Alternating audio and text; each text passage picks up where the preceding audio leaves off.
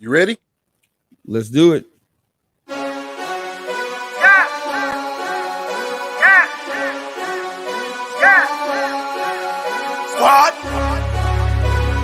I mean, it's been turning up with the girl around us and she loving her. If we don't know you, don't come close to her. If you with your gang, let me hear you say what? Good afternoon, good evening, good night. This is season 3, episode 1 of the Read, Talk, and Listen podcast. I am your host, Nick Reed, along with my brother and co-host, Trey Reed. How you doing tonight, man? Man, pretty good, man. Pretty good. Can't complain. Can't complain. My boy had the internet, man, come through today. Had the Ethernet plugged up through the house, man. Season 3 is here, bro. Tell me how you feeling about it. Man, I'm feeling pretty good, man. Stayed up late last night, changing some of the backdrops and some of the name tags and everything and little scrolls that's going to be going across the bottom.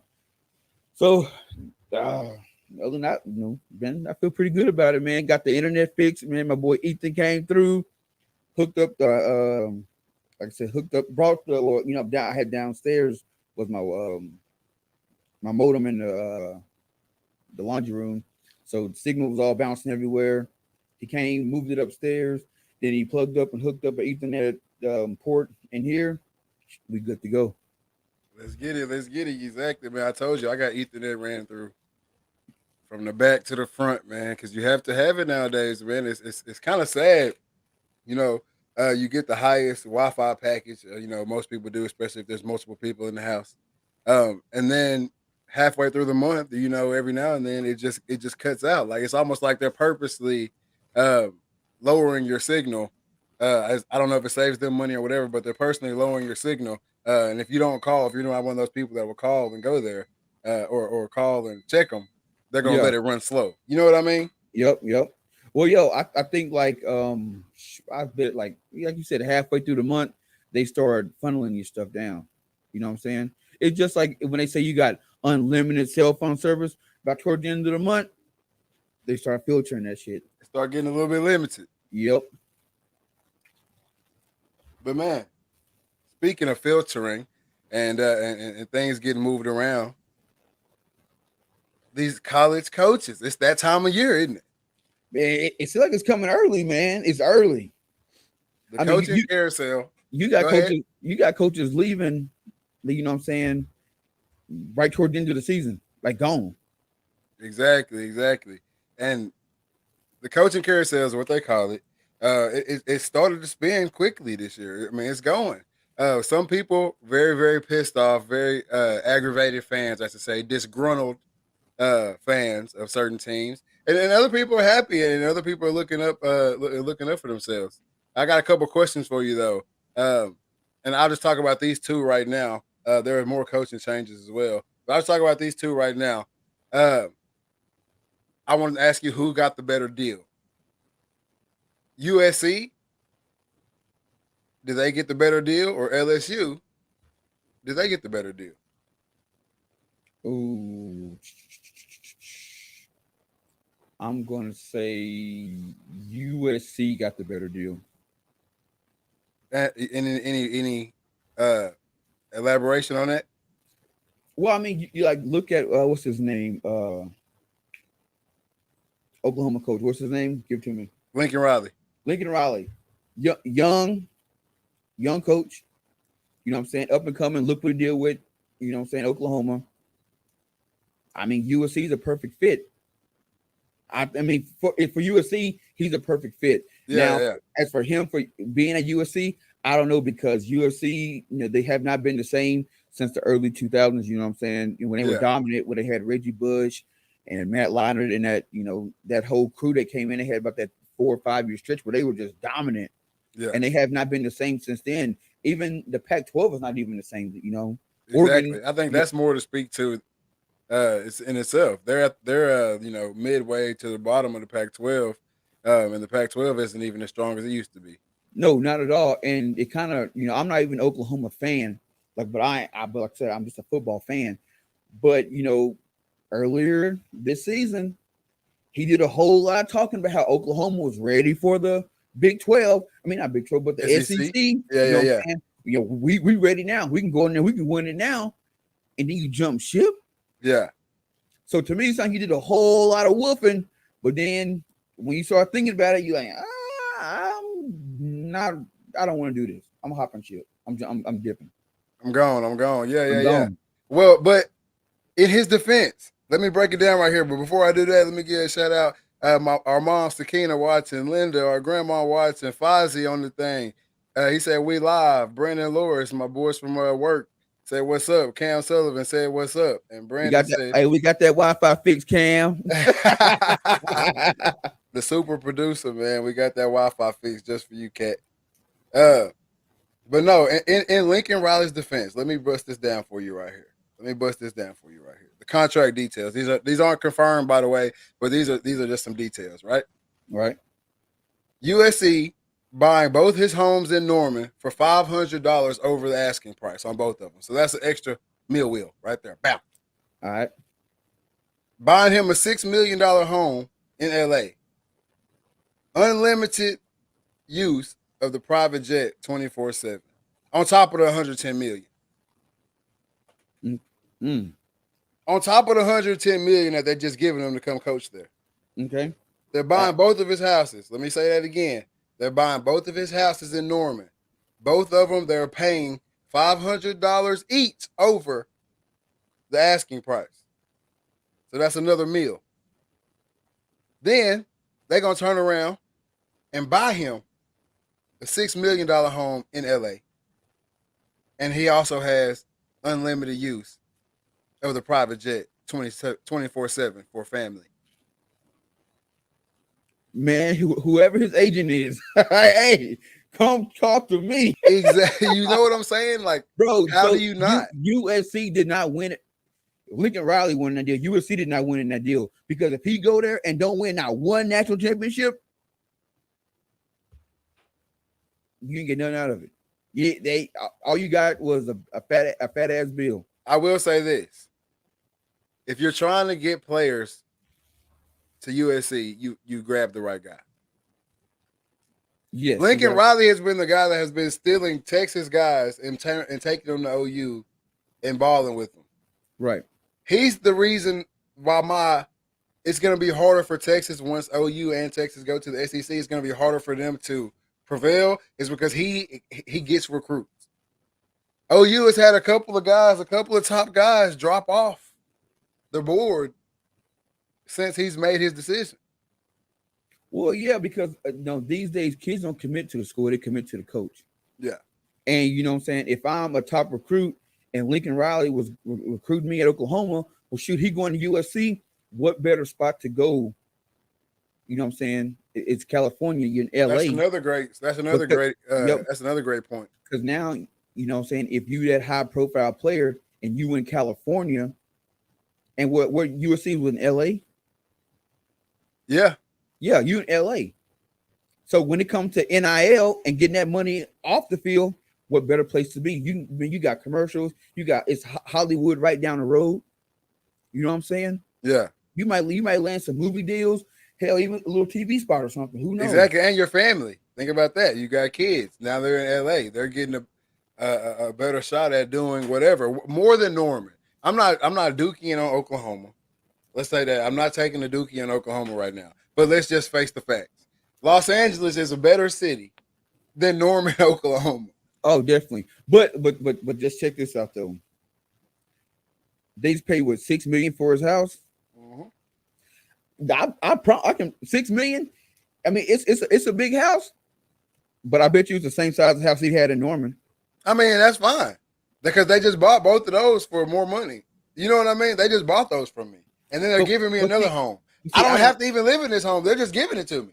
But I don't understand buying it for over $500,000 over asking. Like, what was the point? I got to get you out of here. You could have got him out. We obviously not. Obviously not.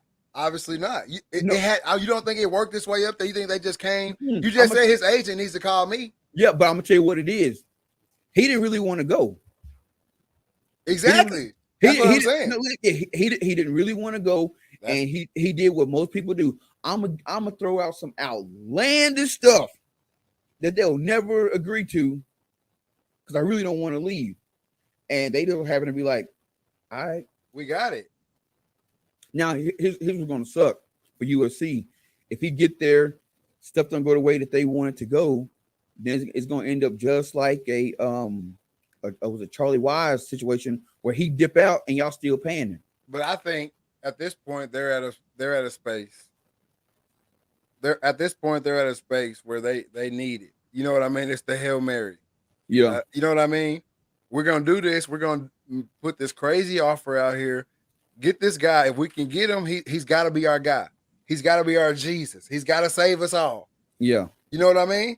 And so I think that's where USC's at with it. On the other hand, I have heard and read, this is some backroom talk. This ain't, you know what I mean, nothing official. But he was trying to make some type of changes at Oklahoma to better ready them for the SEC. Whatever those changes are, I'm not sure yet. I'm sure the info will keep folding as the days, go on, whatever. But apparently, he wanted to make some changes to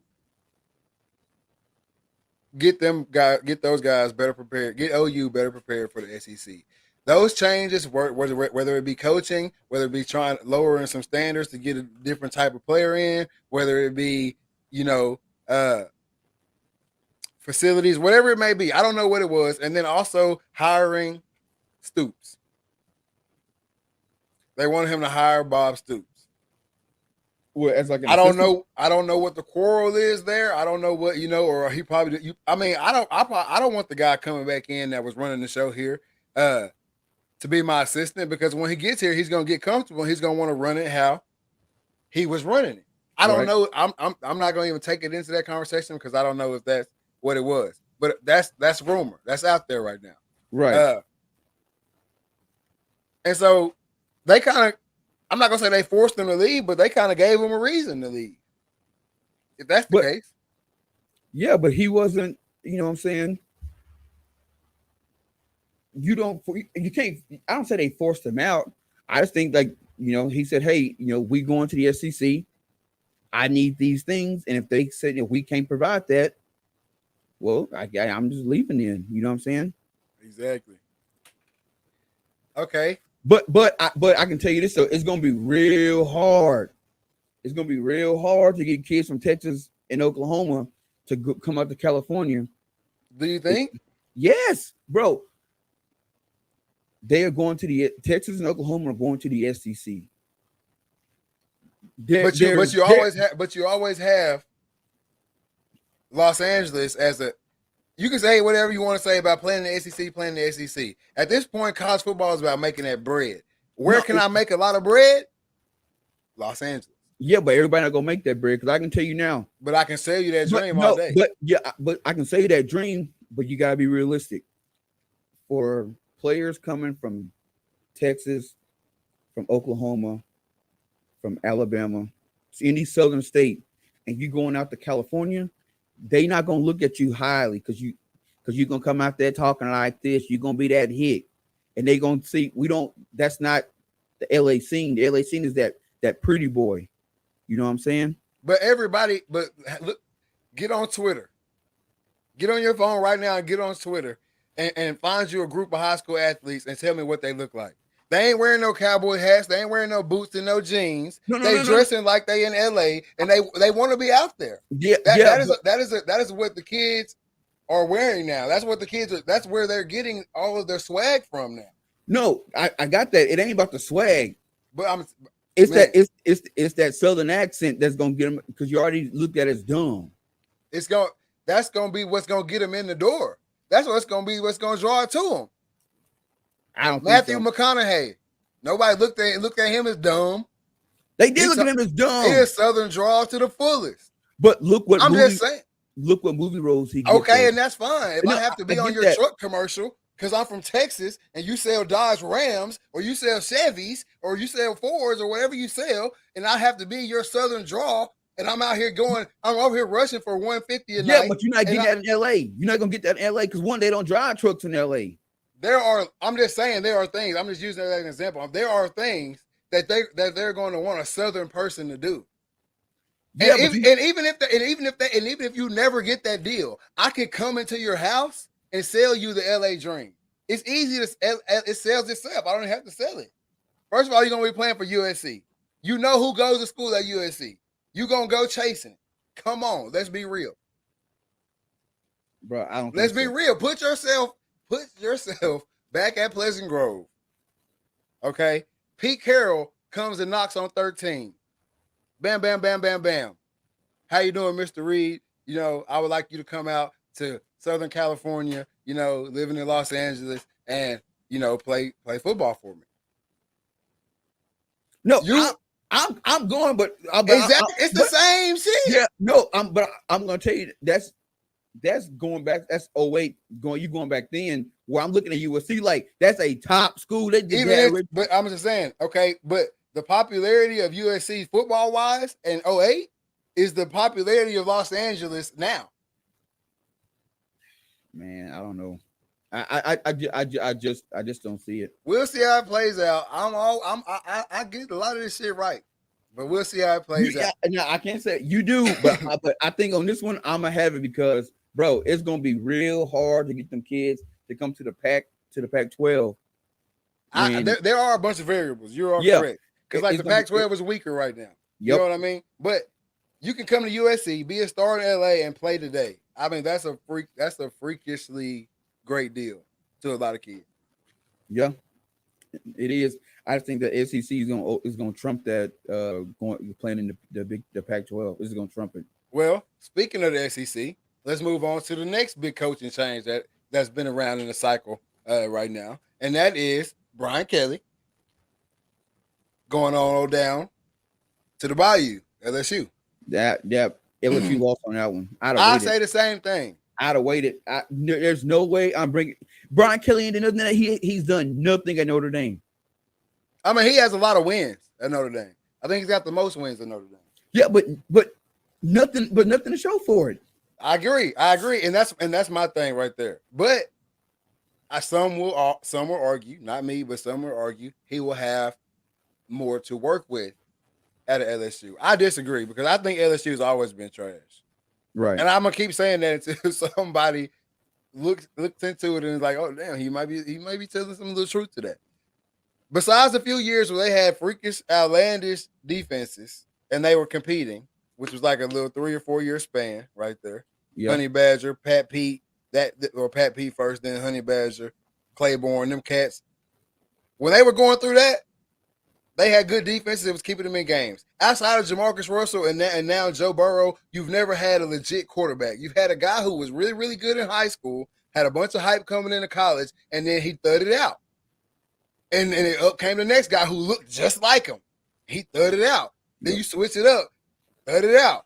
Then finally Joe Burrow comes over there, and bam, you got your thing. You had the crazy receiving core, and they won the Natty. I mean, okay. You don't say Jordan Jefferson was a good quarterback for LSU? He was mediocre, middle of the road. Look it up. I mean, he got it done though. He won a lot of games. He won a lot of games at LSU. Yeah, but look who was on the other side of the ball when Jordan Jefferson was there. Well, I mean, he had the Honey Badger over on that side. Then you also had Fournette, who was a freakish running back in college. I'm just saying the LSU play has been the same for like a century. All right. Okay, it ain't Coach O. He did fall into a crazy good team. You know, I don't know how good of a coach he actually is, but I don't think Brian Kelly's your savior. I think Brian Kelly's played an easy schedule for however many years he's been at Notre Dame. And we every time we've seen him actually have to play against a big team, a big name team, he gets out-coached. Not only do his players get outplayed, but he also gets out-coached. You know what I mean? Every time he stepped into the college football playoff, he's also been out-coached. So let's not phase that out. That goes into this equation as well. Right. I don't know. Like, it might just. I'm a little biased. I do not like Notre Dame. I don't like the hype they get. They always seem to somehow squeak their way into the college football playoff. Always, even when before the college football playoff, when you had the BCS, they always seem to squeak into the big bowl games. Like, they get all this hype for being an independent school. But Yeah. I don't think in my lifetime they've won a national championship. Have they? No. Yeah. Maybe if it is in your lifetime, not like you're watching an age of football lifetime. But they No. may have been winning their last one when you were born. Or some shit. Yeah, I can't recall. I mean, now they've been in a lot of national championships, but they ain't won them. And if I'm wrong, Exactly. anybody out there, yeah, check it. If I'm wrong, somebody go and fact check me. But I just can't recall. They've had some good teams, some good players come through, but as a whole unit, no, I just don't remember them winning anything. I don't And either. I mean, hell, when I was at Navy, we beat them a couple times. You know what I'm saying? I knew you was about to say that. And when you say I don't like Notre Dame, I better say it's got something a little bit to do with Navy too. But I just let it be.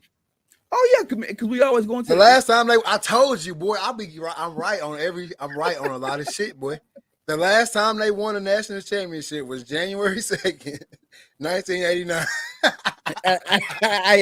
I just came in the world, baby. Exactly. That's why I said you may have just been being born when they were winning their last one. I just said that.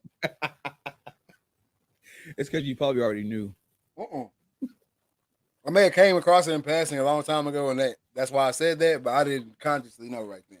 But that just goes to show you, you know what I mean? Like, but that's just like the Cowboys. People still riding the Cowboys jock, and they ain't won shit since most of y'all been alive. Since 94, 95, 96.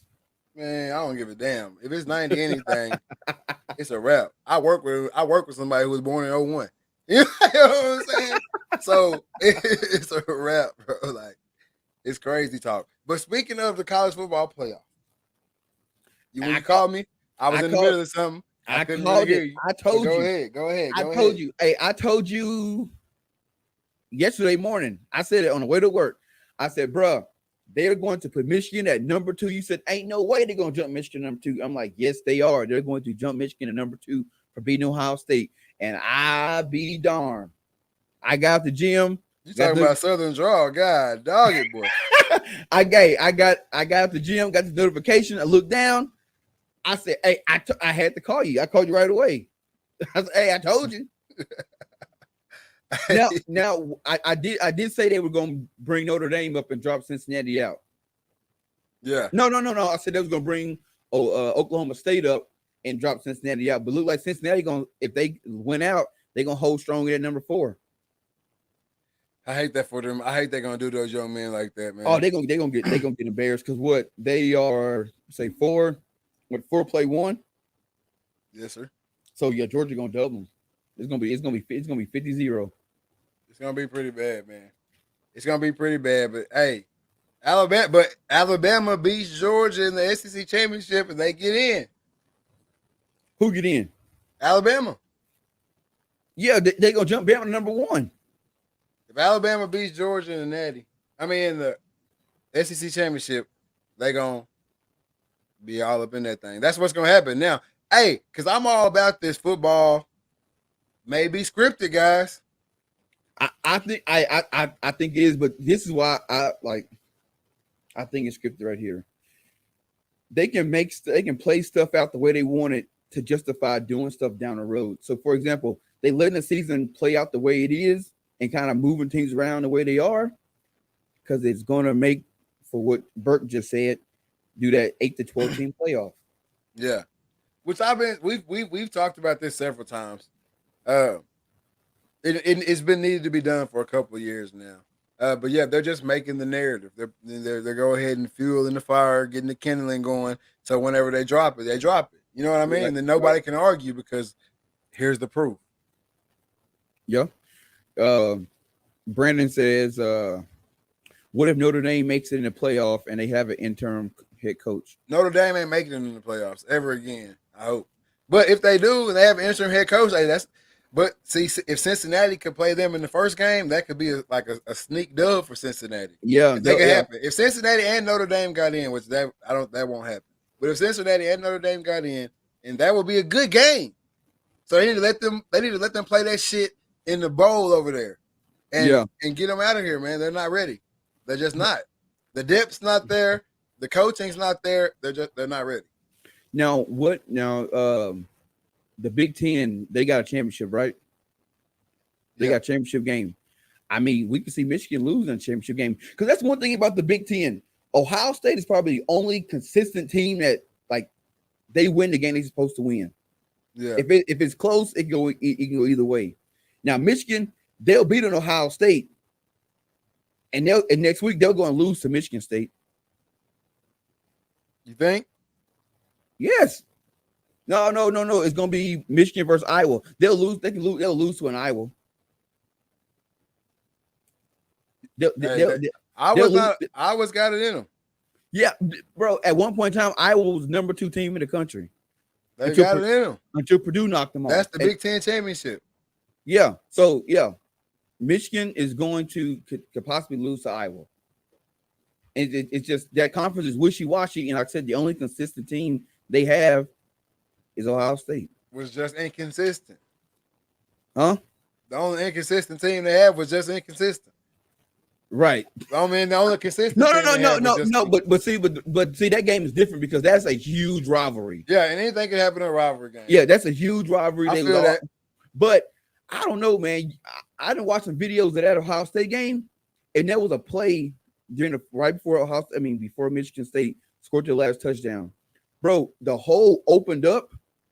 The linebacker was already in the hole, and he took a step back and a step to the left to get basically block himself out. And the running back just ran right in untouched. And I'm like, why would he step back? No, I mean, I wish I could pull it up. I wish we had Beasley in the background to pull it up for us. And you'd be like, man, what? Because he literally, the hole opened up and all he had to do was run in. He had a 5-yard cushion and he just kind of let him just take it.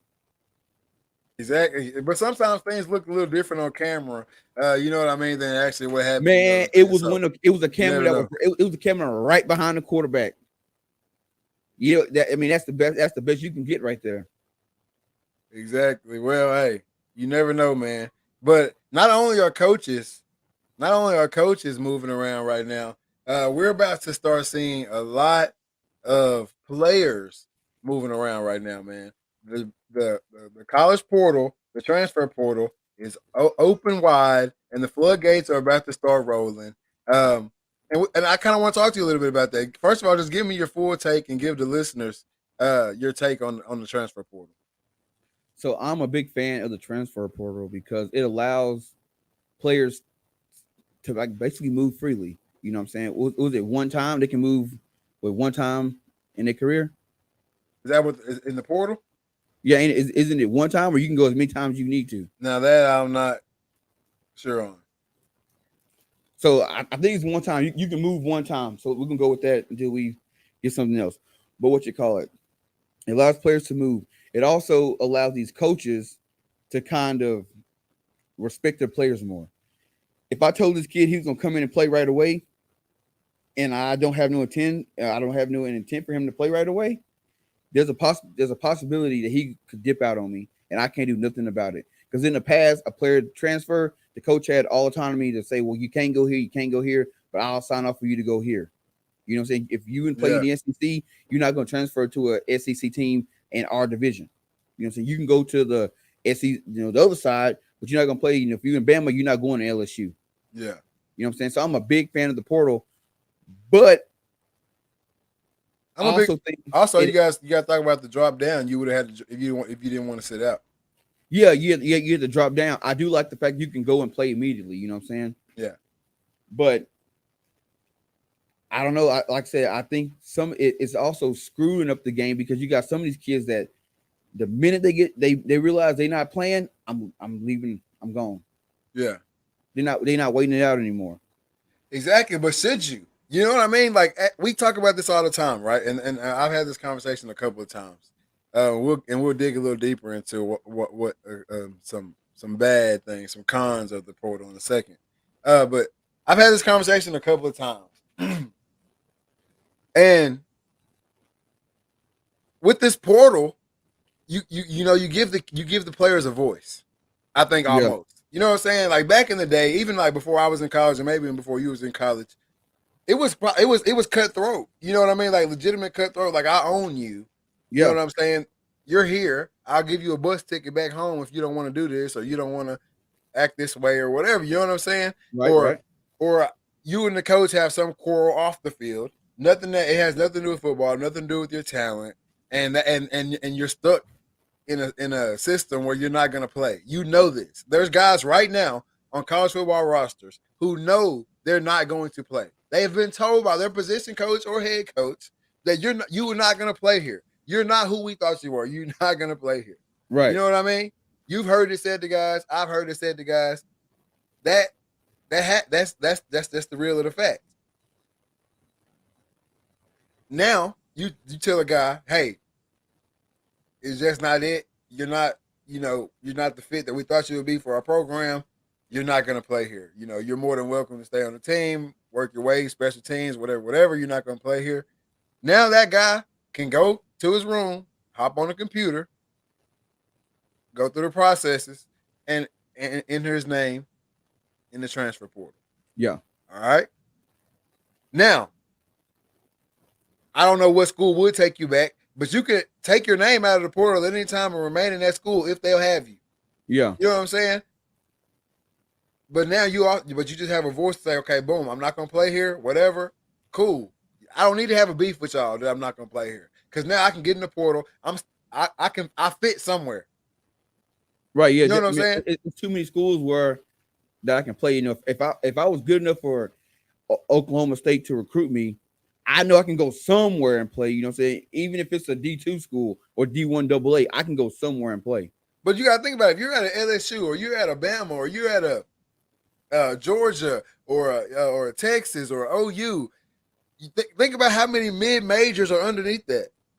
How many mid-major D1s are underneath that? A ton. I mean, big name mid-majors. Think about leaving. If you're leaving OU right now, Cincinnati. I was just about to say you can go to a Cincinnati, Eastern Carolina, Akron, exactly, SMU, Bowling Green, North Texas, Troy. There's a whole bunch of mid-major schools you can go to. That's what I'm saying. Rutgers. I mean, it goes on. You know what I'm saying? Like UCF.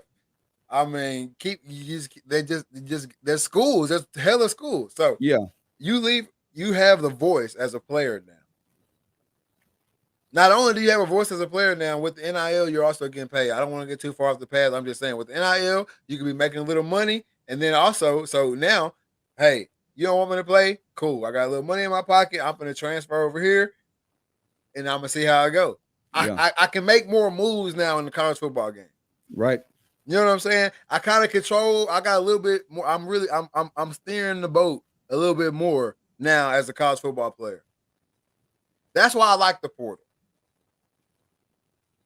Dislikes of the portal. It is making it harder for not the crazy guys let's just say Amazons. I'm not talking bad about nobody, so nobody come for me. Let's just say Amazon kids. You know what I'm saying? The guy who's a freshman and he's 6'7", 230, offensive tackle. You know what I'm saying? The guy bad analogy because the Amazons are all female. Bro, you know what I'm talking about. You know what I'm talking about. Guys that are quarterbacks that are 6'4", you know what I'm saying? Yeah. Runs a 4.5, runs a 4.4, receivers that are 6'6", great hands, run 4.3. That guy, the portal's not messing with him because he doesn't come around all the time. You know what I'm saying? But for the running back who's 6'1", 6 foot, you know what I'm saying? Arm is decent, above average. You know what I'm saying? But balls. The running back who's 5'11", 6 foot, know how to tote that thing. You know what I'm saying? But he's just not, when he gets off the bus, you don't look at him first. Right. I got you. You see what I'm saying? Yeah. That's the guy who's being affected by the portal right now. You know what I'm saying? Because why would I take a chance on you? I've seen your tape. I've seen what you've done against high school kids. But I've got a running back who's leaving OU. Just give him as an example. I got a running back that's leaving OU. I've talked to him. You know what I'm saying? We're in his top 3. We're in his top 5. I'd rather wait on his decision. Right. Which is why they've come up with the uncommittable offer. Exactly. I would rather wait on his decision. I want to see what he should do. You've made the comment before. If I was a college coach, I recruit highly out of JUCO. Yep, straight out of JUCO. You see what I'm saying? I don't have to take a chance on that diamond in the rough guy. Yeah. Anymore as the coach. I'm going to have 15, 16, 20, I don't know, running backs that are really good that want to leave their school at the end of the season. I know that. I saw it last year. You know what I mean? I know that I'm going to have this amount of running backs leave. I've talked to this amount of guys. I know I can get a college-ready running back right now. I've seen him. I've seen what he does against college defense. Because some guys aren't leaving. It's not the guy. A lot of guys that are leaving are not the guys that have been told they won't play. A lot of these guys have been getting spilled. Yeah. Just not the amount that either they were promised or that they won't. Yep. Or you know what I'm saying, the offense changed, you know what I'm saying, that they got a all-American quarterback and they got to get him them numbers.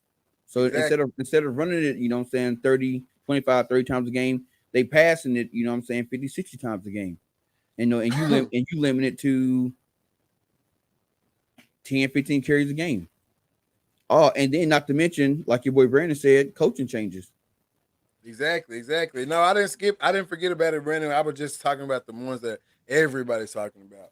You know what I'm saying? Everybody ain't talking about that. But yeah, it holds up the high school pipeline, because now as a coach, now I got the portal, then I got JUCO, then I got high school kids. I mean, I was reading an article just before the podcast, and I didn't know this. Even when I was going through the recruiting process, schools offer more scholarships than they have available. Yeah. And I knew that. And there was a kid that was in Louisiana who he always wanted to play for LSU. LSU offered him. As soon as they offered him, he committed. And they were like, well, hold on now. That it's an offer, but we're not going to accept the offer. We're not going to accept your commitment just yet. And that was the birth of the uncommittable offer. Yeah. And to me, I think that's shitty, because nowhere in the business world do they give out more stuff than they have. You know what I'm saying? You look at the stock market, a company's not going to sell more stocks than they were. Yeah, but you got to think about the other side of it too, right? You got to think about the other side of it too. So they give out, let's say they give out 20, I think it's 22 or 23 scholarships a year, some shit like that. Yeah. All right. They're going to offer 20. They can't offer just 22 guys because, you know, everybody ain't coming. No. That's true. But like, and I guess it'll be very rare if a school offers 23 people and all 23 come. Exactly. But they only got 19 scholarships. Yeah, you know what I mean? You know, that'd be like, well, man, we got to move some people around. But I also feel like, and we had this conversation, I don't think it even matters how many kids they bring into the school, because there is no exchange of cash. They're just capping it. We still never got that answer, and it's nowhere online. Is where? It's not online. No, bro, there's no exchange of cash, man. There's no exchange of cash. There's no bank account because you paying yourself. How is USC paying USC? All they doing is going in and just, he on scholarship, wipe that account. And if I'm wrong, because I've combed the internet and I still cannot find it. You know, I just don't know. I haven't seen the transfer. I have never seen the transfer of funds. But hey, like I said, if anybody finds it, if anybody knows the answer to that, come on with it. Come on with it. But I think it's crappy for the high school kids, because you got a lot of kids out there right now that are good, that are putting up, you know what I'm saying, that's averaging, you know, 150, 200 yards a game, some even more than that. And they're not committed nowhere. They only have an offer on the table, really. It's all uncommittable. It's all uncommittable. Exactly. And I think we will start seeing we're going to start seeing a lot more of good players going to that late signing day, maybe, you know what I'm saying, or not signing at all and just having to be walk-ons here in the future because of the portal. And that sucks to say, because because there are a lot of good guys who aren't just like the guys you look at when you get off the bus. You know what I mean? A lot of guys are the guys.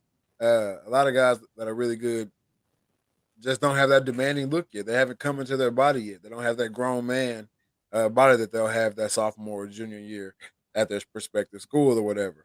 And those guys are going to be hurting in the near future. Well, I think what they'll do is they'll just start pushing National Signing Day back. You know what I'm saying? It's normally the like February 3rd or 2nd, something like that. It's the second Wednesday in February. Yeah. We're just gonna see it get pushed back. I'd say push it back to April. Push it back to April. Because this was gonna happen, right? Because it's all a chain of events. Now you got the NIL. So you're gonna start having your top recruits dip out early. That's gonna start happening. Yeah. We saw a little bit of it this year. The next coming years, you're gonna see a whole lot of it. You a senior, you already committed to LSU. I got nothing else to offer to the high school game. I'm out. Them cats gone. I've been saying that even before the NIL. I've been saying that. There's just too much risk. We talk about the miles on the body all the time. Yep. And that's another thing I wanted to say about the portal too. I forgot about that earlier when I got into my spiel. But another thing about the portal and the senior year in high school, I'm not wasting time even practicing at a school in college. Once, you know what I mean? If I know this is not where I'm going to play, I don't fit in, I don't fit here, I'm not getting no PT, none of that or whatever. Every time you lace them up, you know the risk you're taking. Yep. You know what I mean? Now you could be a torn ACL guy who ain't getting no burn, and they don't give a damn about you. Yeah, because once you get hurt, player, you fall. They already told you you're not gonna get no burn here, and now you just tore your ACL at practice. You finna fade to the background, player. You're gonna be sweatsuit all day. That's it. Sweatsuit, and they just gonna check on and make sure you're going to training. That's it. Because they're really looking for a reason to kick you out. Yep. So don't go to treatment if you want to. miss one or two, you done. You out. That's straight funny. Straight up. Speaking of the future, though, guy. Speaking of the future, your boy Brandon just kind of slid us into this one. You know what I know, man. Hey, Bitcoin. Yeah, speaking tuned in to the RTL podcast. Hey, could you hear that? Yeah, I heard that. What you mean? Speaking of the future, this is crazy. We've been talking about this for a couple months now, kind of dragging our feet on it, really. But the Metaverse, man, it's coming. It's here. It's coming. It's here. Yeah, it's here. It's here now. Yeah, I mean, it ain't fully here. It's probably here about 25%. Yeah, but it's here. Virtual reality, legitimately, like not a VR video game, not a VR roller coaster ride, not, you know what I mean? Legitimate virtual world, augmented reality, 3D. I mean, it's man, bro. People will be clocking out at 5 and clocking in at 5:30. Yep. In the Metaverse. I get off of my job at Starbucks at 5:15 and I clock in to my job at Goldman Sachs at 5:45. in the Metaverse. In the Metaverse. Man. I am you will be who you want to be. You can do what you want to do, and you can actually make a lot of bread by having a business. We're about to give y'all some game. We're about to give y'all some legitimate game on the RTL right now. Some game, but I do gotta give a little disclaimer. We are by no means any expert in the Metaverse. Some of the stuff that we talking about is stuff that we've read and think we understand, but don't have a full understanding of it. But we are in the process of trying to find somebody who knows like the back of their hand to come on the podcast and explain this, because you can make a whole lot of money in the Metaverse and you can live a whole different life in the Metaverse.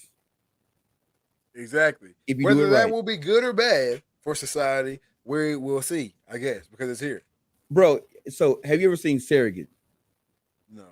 All right, so Surrogate was a movie that came out like early 2000s with Bruce Willis. It's the exact same concept. Have you seen Player One? Brandon wants to know. Yes, I've seen Ready Player One. Yep, I've seen it. That's basically what it is. But Surrogate was almost it's the same thing. It was like the precursor to Ready Player One. Some people went out and had everyday lives. Some people said, "I live a better life in the metaverse or this augmented reality. I live a better life here, so I'm going to invest every little bit of dollar, every bit of money that I have. I'm going to get this chair that helps me breathe. I sit in it all day. I'm plugged in, and I don't move. Yeah. I got a feeding tube that's feeding me. You know what I'm saying? Yeah. Or I wake up, I come out of it just enough to eat, do my bodily functions, and get back in the chair. They don't even take a shower. It ain't no need to because I ain't talking to nobody. Nobody gonna smell me. You know what I'm saying? But you had what it did was it started it split society. So you had a segment of society who was really against it. Then you had a segment of society that was for it. You know what I'm saying? We all for this. This is what it is. But you had people who, they work their 9 to 5. They come home. They in that chair. They live in in a regular life. They got a family, kids, whatever. But in this augmented reality, they gangsters, they thugs, they are what I'm saying, like mob bosses, or saying they bankers. They might work at McDonald's in the real world, but they bankers in this night. They go into the nightclub. It's just a whole different world. Yeah, where people can do basically what they want to do. It's just a different reality. And that's where it's headed. But now, the game we're about to give y'all, you can buy land. Yep. In the metaverse.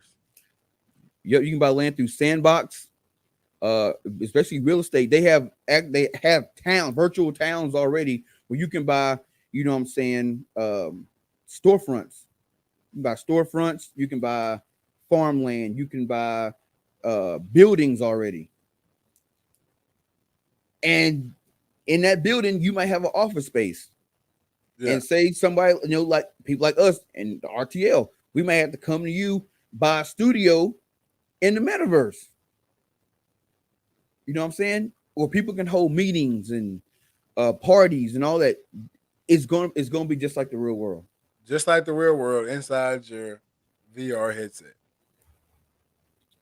And cryptocurrency is going to be the currency, the accepted currency. So Ethereum, Bitcoin, Shiba Inu, XRP, like all that, it's going to be what's accepted. So I think this is what I've heard it several times, but this is the birth of the second internet. The birth of the second internet. I also think this is like the push. Like we always heard, like this Bitcoin is going to be the currency, right? Right. It's going to be the all world currency, or whatever coin is going to be, whatever digital currency is going to be. They've all said it, right? Yeah. All right. Maybe this is what they were talking about. Can we be all sucked in to where it is gray outside in 100 years? It's nothing going on out there. You literally get food and that's it. Or will everybody be eating through a little machine feeding tube, and everybody is going strictly metaverse? I mean, I don't think it'll get to that point. I think society will be split. You have the people that go out and work, and you have the people that, hey, I make millions in the metaverse. People still want to buy stuff, physical stuff. Like, I don't think that's ever going to go away. You know what I'm saying? If I get into the metaverse and I'm a real estate giant, I'm constantly flipping land or I have my own universe, my own world, and people and it's popular. People come to it. Yeah, I don't need to work a real job. Well, not say a real job, but I don't need to work a normal job because I make all my money in the metaverse. But in my real life, I can go buy a house. I can buy a car. I can take my family on vacation. I can unplug because I'm still making money even when I'm not plugged in. Yeah. I see what you're saying. I see what you're saying. Can society survive split? Hey, my boy Joe Cantu just said read Snow Crash. Snow Crash is a book by Neil Stephenson. I think it came out in like 1992. And bro, when I promise you, people might think I'm crazy. I honestly believe that there's some time travelers, man, or some people have something plugged into the future, because he wrote this book in 1992, and it's exactly what you call it. Is that exactly what the metaverse is? He talked about lifelike avatars and an augmented universe where somebody can, you hate, like not hate, but you want to be a different person, and you can't do that in your real life. But through the birth of the internet, and we've already seen it with social media, you can be somebody else in this other reality. We've already seen it. We've seen it mildly through social media. You see these people always catching flights and they eating at expensive restaurants and all this, but you know that person in real life, and you know you don't even got a job, G. Yeah, and that's wild. But you, I guess it's like a two-way street. Like you can't be successful in the metaverse without being successful in real life. Not necessarily, because if you're making money in the metaverse, you can get out. You can take the headset off and cash out. Yeah, but some people don't have the social skills in real life. I'm just saying, like, you're not broke. Like, you don't have no job in real life, but you're not broke. Like, you can still go. You don't have to have social skills to go buy a house, like you were saying. You don't have social skills. You don't have to have social skills to go buy a nice car. Right. You can still be balling in real life, but just be a bum, I guess. I mean, I'm not really a bum, because how many people are making money sitting at home right now? A lot. Exactly. So I don't know, man. I just wonder how society's gonna be, because so many people are gonna be doing. I don't. Oh shit. I don't think it's necessarily about making money, because it's just like this. And I've said it before. Likes and subscribers are the new currency. Attention is the new currency. A lot of people rather be famous than rich. If you tell a person, I can give you $10 million and nobody know who you are, or I can give you 10 million subscribers, it's gonna be a lot of people taking the 10 million subscribers. If you know somebody with 10 mil to give away, though, come at me, because nobody gotta know my name. You hear me? Exactly, but there are a lot of people that don't have that mindset. Yeah. You know what I'm saying? Yeah. Real talk. So I feel it though. The metaverse, to me, is not going to be for. I mean, yeah, there are going to be people making a ton of money in it. The people that are business mindset, but for the most part, it's going to be for people who want to live a different life, because they don't have those skills to do. You know what I'm saying? That they're not business minded to go in the metaverse to make money. They want to go in and be able to party and socialize and be famous. That's it. They don't care. They don't care about the money. Yeah. I agree, and we're still looking for somebody to come on and give us and give you guys a little bit more information about the metaverse, because it's deep, man. It goes really, really, really deep. Like we not even scratching below the surface. We're not even an inch deep. Yeah, what we're talking about, because I listened to like 4 or 5 guys talk about it on YouTube, and probably about 10 minutes into each video, my eyes begin to glaze over. I'm like, what are they talking about? Like, I'm watching and paying attention, and my brain can't comprehend it. Exactly. Hey, Joe Cantu says it's not about making money. It's about recreating oneself. Nobody can be a celebrity there, whereas they can't be one in real life. Bro. That's big facts. Big facts right there. Shout out Joe, man. Shout out Joe. Hey, but speaking of what you just said right there, just led me into the next segment, man. It's something important. You just talked about having skill. Okay. Personality. Creating your own way, whether you want to be a celebrity or not. Yeah. You know what I'm saying? And that just reminded me of a recent passing of a true legend and a true leader of the culture. A fashion pioneer. You know what I mean? And right now, I just want to give a quick moment of silence for Virgil right now.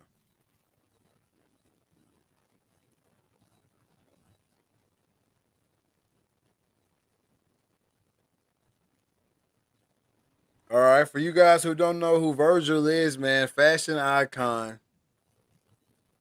Recently, just found out that our aunt Kim was a very close worker with Virgil with Louis Vuitton Right. and stuff like that. So crazy loss for the culture, man. Speak on it.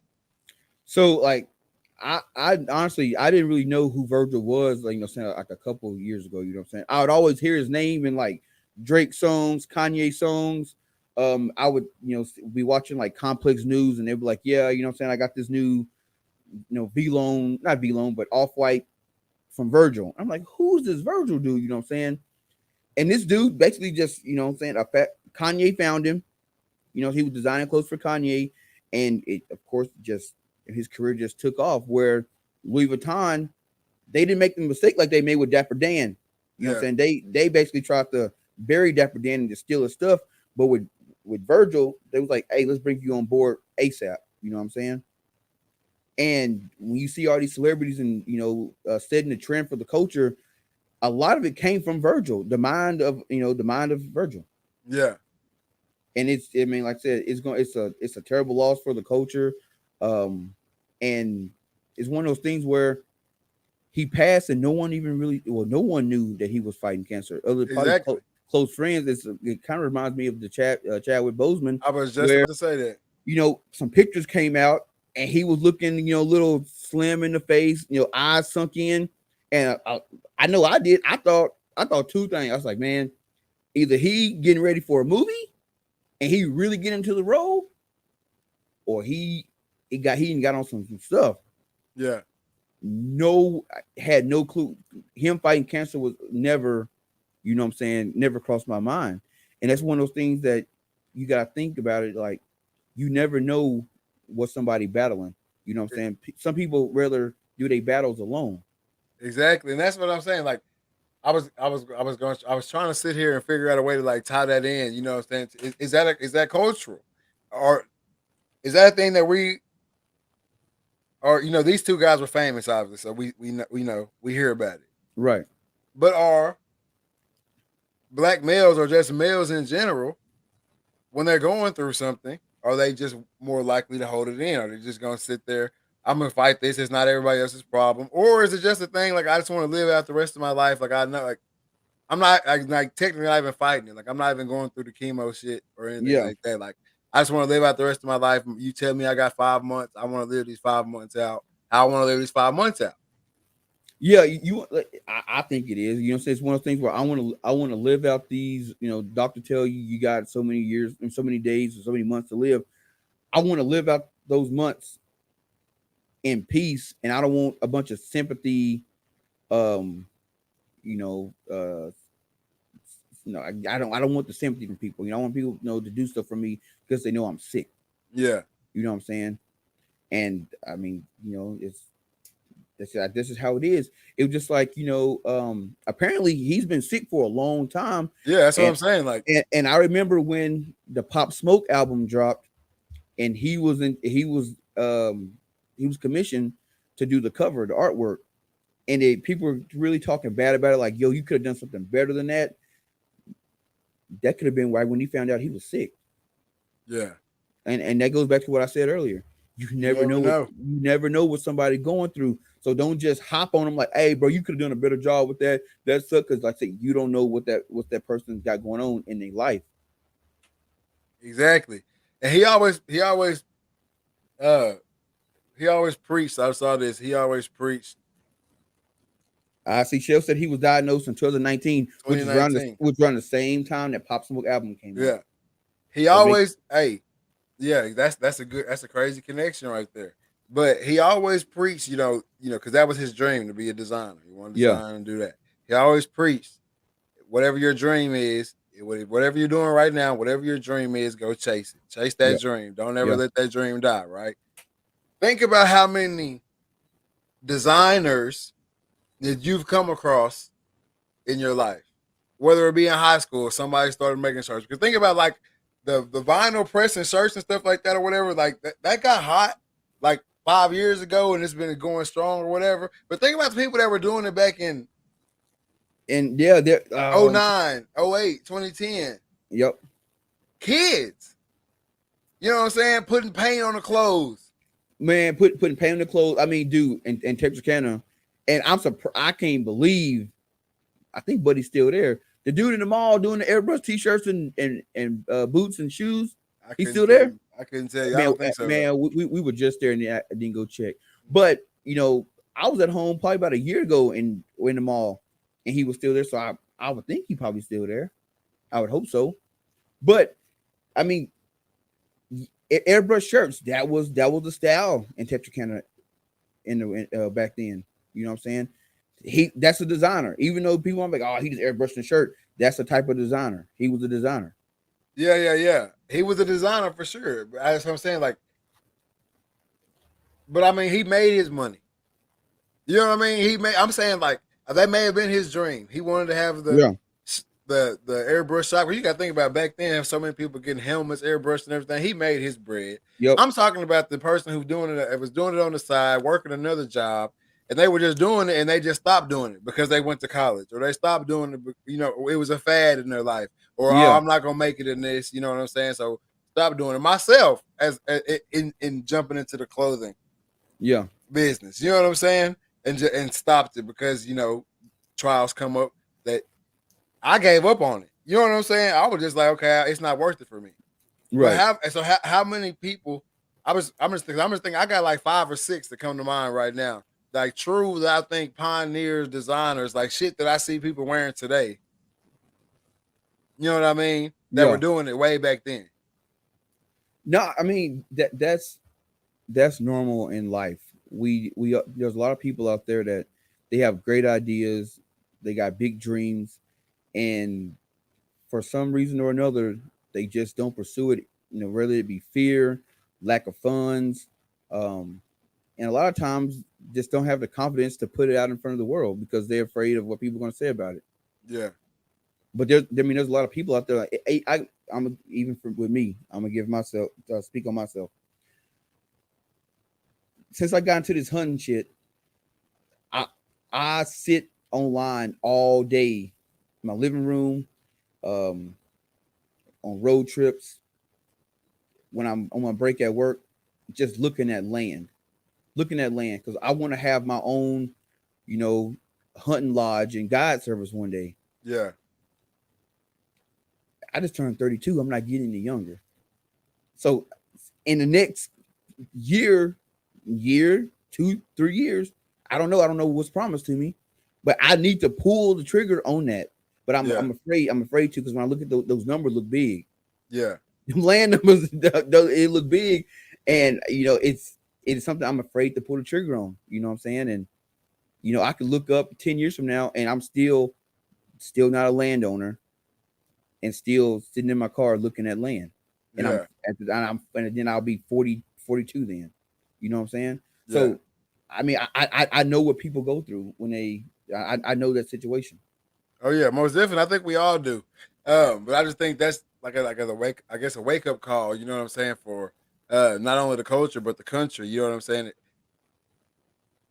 We got to see somebody who truly had a dream and lived it out, and then he spread that message. You know what I'm saying? Now he's passed on. That message still needs to be spread, and I think it's like a wake up call for people. Like, you don't know when it's gonna happen. You know what I'm saying? Exactly. Like, whatever your dream is, get out there and go get it. You know what I'm saying? So, silver lining, I guess. But I don't mean to cut you off. But look at, you know, we all sent here to do a mission. We got something that we need to, I guess, achieve before we pass on. You know what I'm saying? I believe that everybody got something they got to do, whether it's to pass on a message to somebody, or to inspire a group of people, or to inspire the world. We have something that we have to do. You know what I'm saying? Yeah. All right. Virgil came through as a designer. His message was, hey, chase your dream, go do that shit. Yeah. Look how many designers, as far as fashion designers, there are now. You know what I'm saying? Even, you know, Duck had a whole live on Facebook where he was like, he didn't know if he wanted to keep doing this shoe shit or not. Yeah. And he finally made the move, and he said, you know, I'm doing it. And now he's doing it full time now. Yeah. You know what I'm saying? That's what we got to do, man. That's what we got to do. as a culture, man. But Damien just hopped on, said, "What y'all on, man?" Damien is actually the closest person that we know that probably knows the most about the metaverse, at least that I've talked to in real life, not just reading. That knows the most about the metaverse.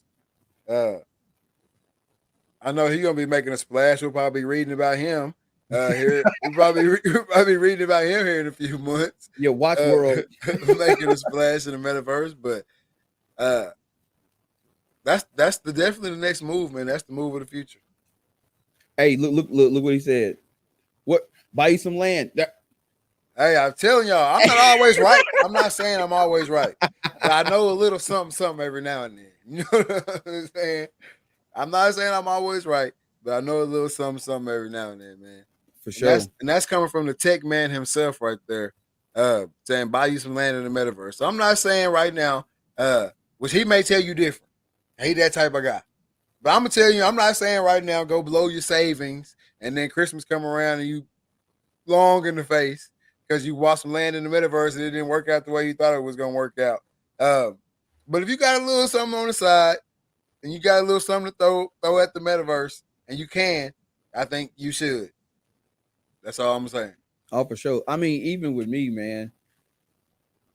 Damon said blow your savings. Hey, he said blow your savings. I told you he would say something different. Hey, you know what I'm saying? Like, I was never big into the crypto. Like, I was like, man, this is not gonna be where it's at. You know what I'm saying? But I find myself, every paycheck, I'll chunk $100 into Bitcoin. And just, you know what? Because I would blow it somewhere else. Yeah.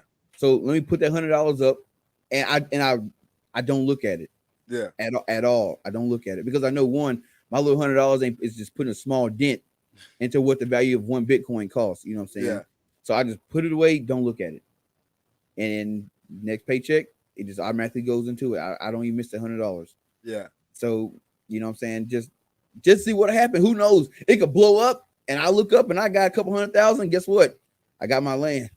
I'm cashing out. I got my land. That's what it's about, man. And I just said that today. I just said that to somebody today. That when it's all said and done, I want to be out. I want to live out on land, and I just want to manage it, and I just want to hunt it. I don't want to do nothing else. When it's all said and done, build your own hunting space. We better, hey, RTL, Dreaded Archer World. Come check us out. We're gonna be in the metaverse. Y'all can come hunt. You ain't got no skill in real life to kill a deer. So we're gonna get you in the metaverse. We'll put you on one. Put you on one, big one. Because we all we gonna have is big ones. That's all we gonna have. They're gonna be hard to get though. Yeah. But that's coming up, man. But hey, at this time, man, we wanna we said we were gonna do better at this in season 3, bro. We haven't said it not one time, man. Hey, y'all go over to the YouTube page, like and subscribe to the YouTube, turn the bell notifications on every time we go live. If I can get this dude to hop on board, we're gonna be posting videos, out shooting our bows, hunting, etc. All that good stuff, man.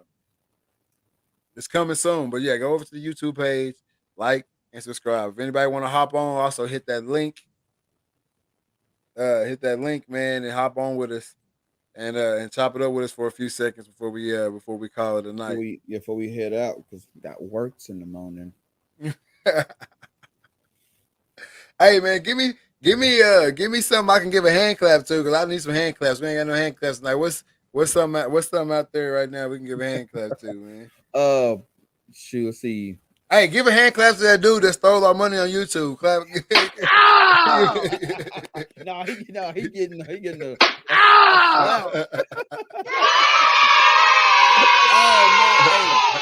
So, hey, side story before we get out of here. So last night, I'm updating everything for updating everything for season 3, getting everything ready. So I go over to the YouTube, which I never get on it because everything basically loads up from the StreamYards on YouTube. Yeah. So I see in the YouTube inbox that we got a bunch of copyright strikes.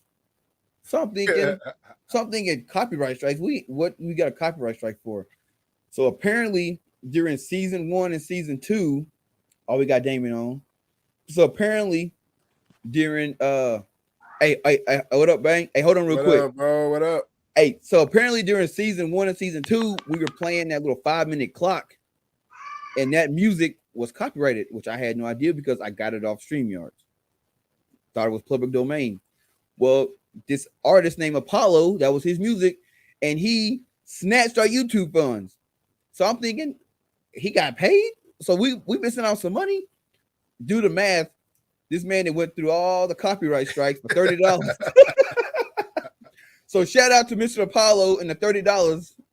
Take that little funky $30. Hey, we got some more on the back end coming. money don't got a size of smell till somebody steal it or you owe it. Right? But What up, Damien, Mr. man, Watts? what's good? Yeah. You owe it. Can you hear me? Hold on. Oh yeah. there you go. You good now? Nice. What's going on, fellas? Not much, man. Just chopping it up a little bit. What you got going? Man, I'm on my phone, man. I know it probably look weird on the phone, but nothing much, man. Shoot, just got out of Black Friday, Cyber Monday, and getting ready to start dumping some money into this cryptos and metaverse and buying some digital land, man. Hey, so if you could tell, go ahead, Trey. No, I'm saying I saw on the Arena article last night some land sold for like $200 something million. It was like 2.5. Yeah, 2.5 million. Yeah, y'all gonna start seeing more and more of that a lot, honestly. Just because like right now, I got a client that just spent $800,000 on some land. Yeah. Just buying it because you got to think about it, man. Like I tell my boy Nathan, y'all know Nate Sorensen. Yeah. Sure. Because he on that same stuff y'all on about how can you buy it, like what good is it gonna do, and blah blah all that mess, right? So essentially, you just got to look at it as the physical is gonna be the digital, right? So whatever's happening in the physical world, same thing about to happen in the digital. Yep, because land ain't getting no cheaper in the real world. I can tell you that. Nah, it's not gonna get no cheaper. But I can tell you now, like if you're looking into trying to attempt to buy some stuff, buy it near like Atari, buy it near Tesla. Look and see who own the land because you can see who buys, NFTs. You can see who buys all the digital land. Try to get close to big companies. Yeah. Because the closer you are, it's kind of just like think about owning some land in Times Square. Right? Yeah. Somebody gonna want to come build something on your land. So like I'm buying stuff near casinos. Yeah, near casinos. Yeah. Yeah, that's good. Hey, I told y'all, man, we dropped knowledge on the RTL. Damien been on here for 5 seconds, and he just gave y'all a whole lot of game right there. A whole lot of game. Hey, hold up now. Don't get us. Hey, hold up. Gilly, Wallow, let him make it. Let him make it. We already got $30 stole from us. I don't need no cease and desist. Man. But like in the real world, when it comes to land, the reason land prices are going up because you can't make any more land. You know what I'm saying? So, you said, what's going on in the real world is going to happen in the metaverse or the virtual world. But how can that be the case when you can can't you constantly make land in the metaverse? Yeah, if you know how to build it. You got to pay somebody to build it. Yeah, I mean, you got to think about it because, like, when you say metaverse, you got to look at it as just metaphysical, right? Right. So when you looking at it, like Disney creating their own metaverse, Nike creating their own metaverse, they all creating their own worlds. That's what I want to get into. That's what I wanted to talk about. Mm-hmm. So I want to create a world. If I was to say we want to create the Dreaded Archer world, you come in there, you hunt, we put you on big deer. How am I creating a world? What does that mean? I mean, essentially, it's just like a video game. You like Minecraft. Game, essentially. So basically, like Minecraft, you're building this whole world up. Because I saw like Roblox, they just teamed up with Microsoft. Yeah. And to build a world. Mm-hmm. Yeah, no, because like something that's pretty dope. That's just like it's a RTL exclusive. Like we working on a project right now, trying to build a black world. Like just straight up like super dope stuff. Like Black Wall Street, just our own physical, digital space right now, to where we can all go in, put on our Oculuses. I got a guy right now that's working on a deal with Facebook to where we can get Oculuses for cheaper. Yeah. And we're going to offer it inside of our program that we put out. But essentially, we're trying to build our own world to where we can go and just be free. Yeah. Yeah. I'm in that thing, man. Hey, Oculus is on my list because Definitely. whether I end up, which I hope I end up with some land in the metaverse, but whether I end up with land in the metaverse or not, I will be in that thing doing something. Definitely. I mean, shoot, that would be crazy. You can go in there now and, you put on your Oculus, you can sit in there and watch TV. You can watch Netflix inside of the Oculus already. So it's like, where they're headed with it, it's just going to be a lot different from a personal standpoint. Yeah. Like with Facebook and Microsoft kind of teaming up, or Google teaming up, they're trying to work on, not Google, it's Microsoft for sure. They're trying to work on how to create environments to where you can go and meet with your teams or meet in conferences and things of that nature, like right from your home. Yeah. Right. Cause like I had a meeting just testing it out with a guy that's really, really in depth into that space. And it was like, you got your Oculus on and you turn to the right and there's a person right here, they avatar, you can hear them speak. And it's just like, dang, this dude all the way in California. Yeah. That's wild. That's what I've been saying this for years. I'm not trying to be like, oh, I was the first one to put this out there or whatever, because I'm sure I wasn't. But I've been saying this for years. If you could but I was saying it in video game form. Obviously now times have changed, so we all in the virtual. But I was saying in video game form, if you could build a game where people could get on and be anything they wanted to be and walk around like Grand Theft Auto type, being able to work and live, spend money, make money, whatever, it would be the best game ever. It would go crazy. Well, it's here. This is it. This is it. Yeah, I think the craziest thing is like whenever you start talking about investing into this stuff, you got to look at the industries that have the most upside. And believe it or not, just take a wild guess at the industry that I think gonna just explode. With the simple. And take this into consideration. They're already working on a way for you to feel inside of the metaverse. I saw that. I already know it's the adult film industry. I already know. I saw that.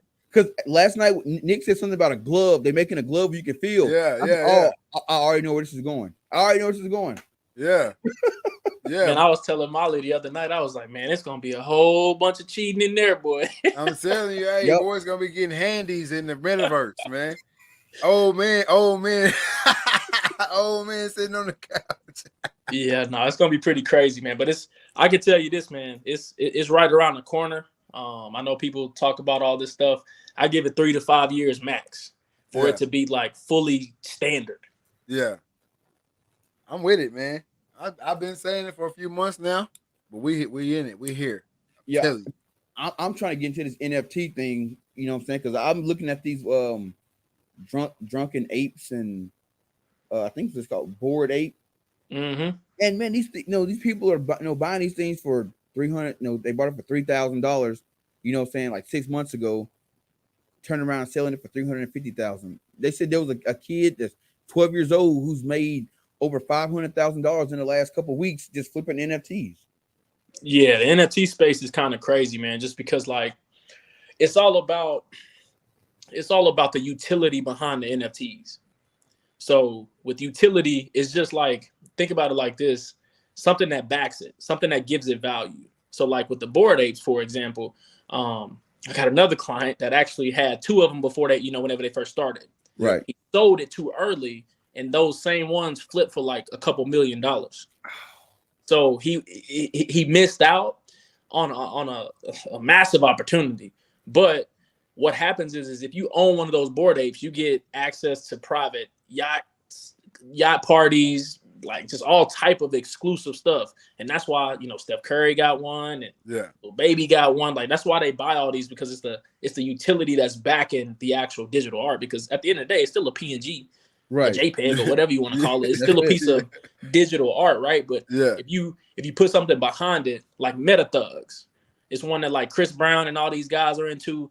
that one's actually pretty interesting. It sold out in like, I think it sold out in like 10 minutes. But the Meta Thugs, it's like Bitcoin Bloods, Crypto Crips. So they bringing in like the culture into the NFT space. That one did pretty well as well. So it's all about what is the utility behind the art that makes it go. Right. Yeah. And if you figure that out, if you come up with something that's like super incentivizing, you can sell out in minutes. So just kind of see if we were on the same page. So let's say I was Jerry Jones of the Dallas Cowboys and I came up with a Emmitt Smith NFT. And if you bought that for $22,000, the incentive behind it would be you get season tickets to the Cowboys game, you get exclusive meetings with players, that kind of stuff. So you attach something behind it. Okay, I got you. So like you're doing something. I'm gonna do a Dreaded Archer NFT, and the incentive behind it is you get to go hunting with your boy. Hey, let's do it. Could be. Yeah, no, you just gotta put the backing behind it. That's all it is. Yeah. Man, I like I said, when I first heard about it, I told Nick, and first thing he said was, "Get Damon on the phone." We called you that one day. We was talking about it.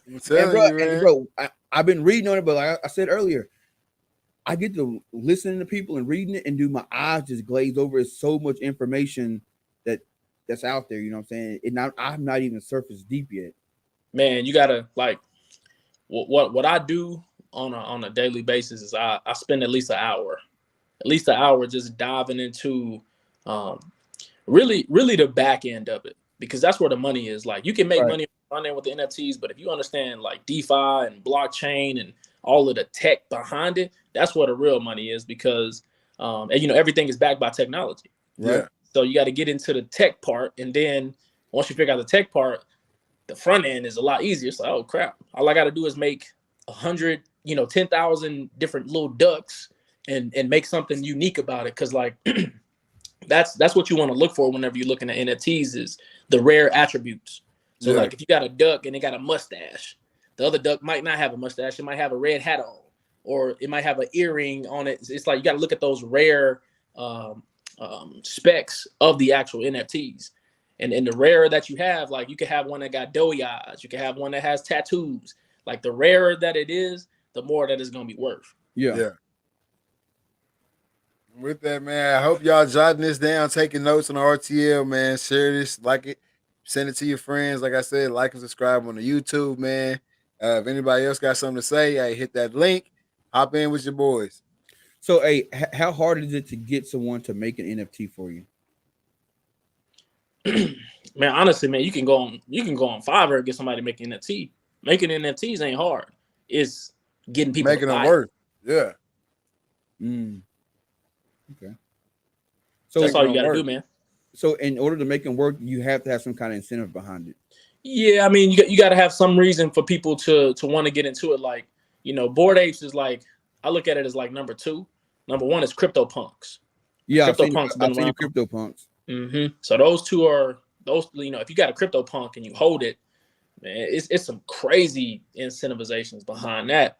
So that's really what it's all about. Is the community is number 1. That's the number 1 thing you got to worry about, and then you got to figure out how to market it. But if you got the community behind it, and you got some good utilities, you can make a killing with these NFTs, because people just flipping them left and right. Right. Now, are the NFTs tied to a specific cryptocurrency? Like, do you have some that's tied to Bitcoin, that's tied to Ethereum, or is it kind of like? I think it's all Ethereum. Ethereum. I want to say it's all backed by Ethereum, and I know you can use like different cryptos to do specific things, but I think it's all backed by Ethereum. Man, I'm telling you, man, the crypto game is here. If y'all, hey, Damien, shout out your Instagram, your Facebook, your Twitter, anything like that, man. Let people know where they can find you if they trying to become a client. Oh man, shoot, man, we got so much stuff going on right now, man. Man, I got like 2,000 followers on Instagram. It ain't even worth it. But no, I mean, honestly, man, like what I would just tell the people is invest a lot of time into the future, because the future is right around the corner as far as like our everyday livelihood.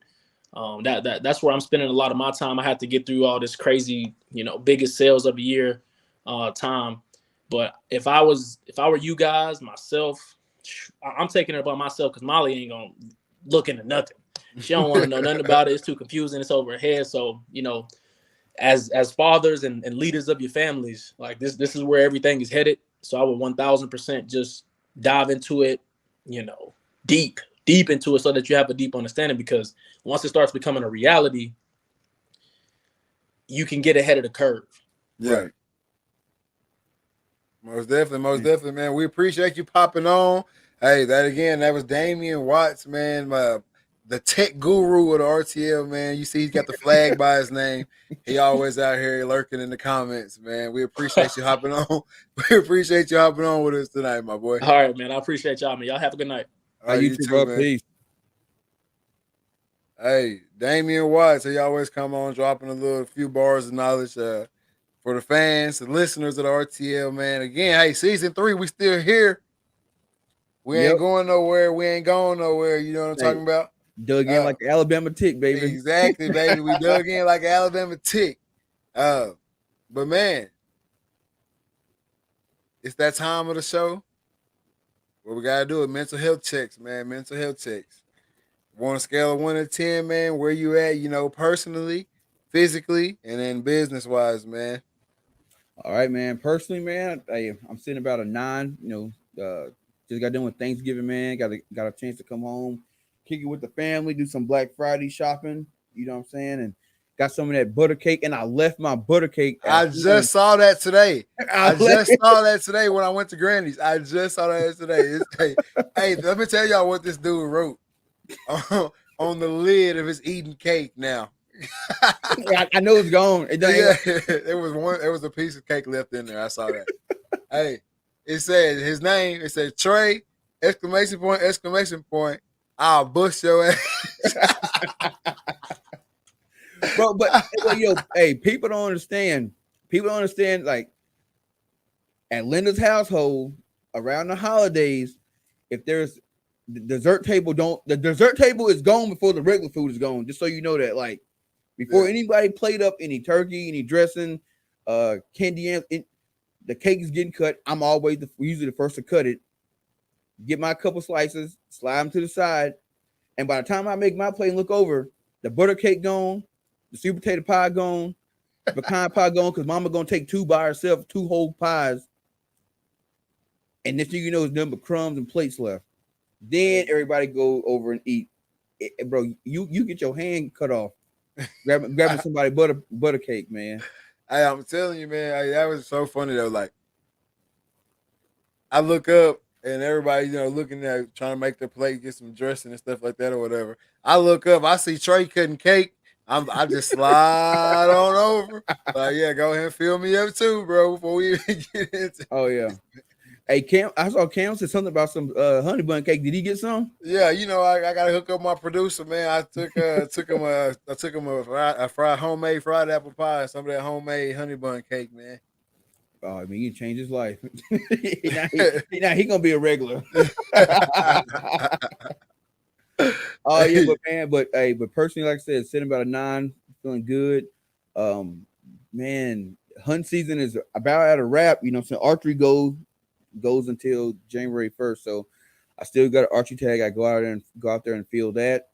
And you can still use your doe tag until January 1st too. So I'll be hopefully putting down a buck and another doe, put some more meat in the freezer. Physical wise, man, feel good. The weather in South Dakota is crazy. Today was like 70 degrees. Usually around this time last year this time we had about 8 inches of snow on the ground. So to have no snow and to be 70, I can't complain about that. But I do know the snow is coming. It's coming. Oh yeah, sooner or later it's coming. Mm-hmm. It's gonna come, man. Financial wise, man, doing pretty good.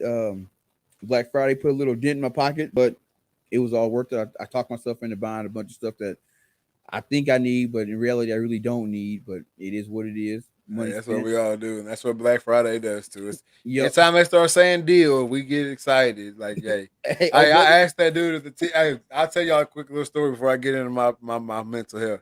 Hey, We were at Target, and this guy's like, "I'll get y'all a good deal on this TV right now." And yeah, Damien, that honey bun cake, you gotta come on down on a holiday. I see if Linda can hook you up.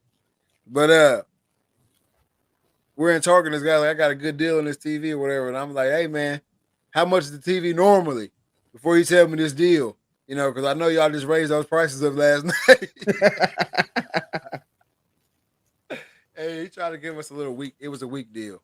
It was probably really like $100 off the TV, maybe. Yeah, maybe. In reality, but anyway, for me, man, personally, you know, I say I'm sitting at about a 7 or 8. You know, just chugging through, man, and a lot of work right now. A lot of work to be done. A lot of shit. Oh yeah, it's a busy time of the year for y'all. Yeah, but yeah, playoff football is crazy right now. Shout out to PG, home team, and then shout out to exactly. And shout out to Texas High as well, man. Shout out to them guys over there as well for making it this far in the playoffs too. You ain't gonna give them nothing? Got too much Grove in me. I'm just playing, but the playoffs are going crazy right now, man. It's a lot of work right now. But physically feeling good. I was at the gym tonight, but I was not working out. I was filming. But like I always say, man, I'm booby. But I'll tell you a booby story too as well. Watch, I'm getting old. I'm not booby. Thanksgiving or Friday after Thanksgiving, we're over at Brooke's grandparents' house, and Brandy, her sister, decides she wants to play the egg game where you spin the bottle. Whoever the bottle lands on, they got to pick up the egg and try to hit the people that are running away. All right. Well, the time it did not land on me, your boy cut out like a scalded dog, as they say. You know what I'm saying? Hey, and when I after I got a few little ways away, little nephew Bentley was running behind me, and I thought Brandy was chasing me with the egg. So I, immediately hit that right turn and went off in the grass. And when I switched from that concrete to that grass, hey, these knees wasn't having it, bro. I promise you they weren't. I was just gonna be hit with that egg that day. I had to stop. Hey man, you got like you used to, man. But the physically, man, I will say, besides that little knee thing, man, I will say I'm probably about a 7 or 8. So I stay around in there when I'm out of the gym. I actually got hit up to do tomorrow. I'm going to I have a fitness photo shoot. So hey, I guess I'm doing something right. Yeah. You know what I'm saying? But business wise, man, like I said, hey, we crazy busy. Actually, when we get off of here, I'm gonna eat some food and I'm gonna get right to it because I gotta make a little video tonight. So business wise, man, everything's on the up and up for me, man. As long as it's clear, hey, we good. You know what I'm talking about? Oh yeah. But anyway, man, you got any last words? Man, just going back to when we talked about Virgil, man, if you got something out there that an idea or something that you want to do, a dream, anything, hey man, figure out a way to do it, man. Figure out a way to do it, because like we don't know when our number gonna be called. We all got an expiration date. On me, man. And try to get in and get as much as you possibly can in before this ride is over with, because we only get one. I'm telling you that we know of. We only know you get one. Exactly, man. And then speaking on that too, just like living your life as someone who had big dreams and big ambitions. I got my Jen Rose shirt on tonight. Shout out my girl Jen. Rest in peace. You know what I'm saying? For sure. Hey, definitely taking steps every day towards living as in the way she lived. You know what I'm saying? So sure. We don't know when it's over. That's the thing. So hey, last words of the night. We don't know when it's over. If you got a dream, go out there and chase it. Try to be the best people we can be, man. And that's it. This is season 3. We still here, baby. Season 3, episode 1 of the Read, Talk, and Listen podcast. I am your host, Nick Reed, along with my brother and co-host, Trey Reed. And we are out. Peace.